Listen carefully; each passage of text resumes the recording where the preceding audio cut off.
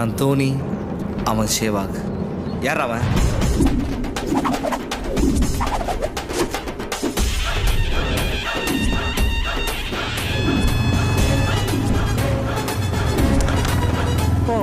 இவருதான் தோனியா?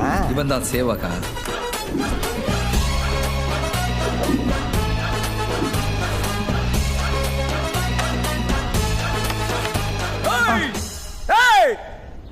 பிரச்சனை வேணாம். சுமாரி சேவக, உனக்கு தெரியாது எங்க வீட்ல தண்ணி கேன் போட்டு ஒரு வாரம் ஆச்சு.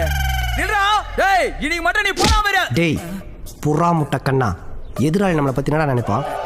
எங்க எது பேசணும் தெரியாது. எதுக்கா என் ஃப்ரெண்டு குமார் அடிச்ச? காசு கொடுத்தா உன் ஃப்ரெண்ட்ஸ் இல்ல, என் ஃப்ரெண்ட்ஸே அடிப்பேன்.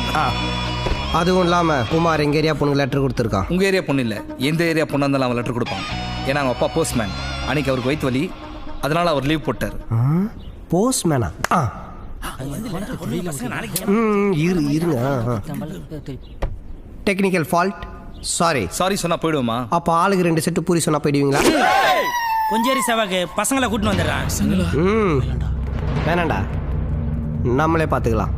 நம்ம 3 மணிக்கு ஸ்கூல் விட்டுருவாங்க. அக்கா பசங்களை கூப்பிட்டு வரணும்.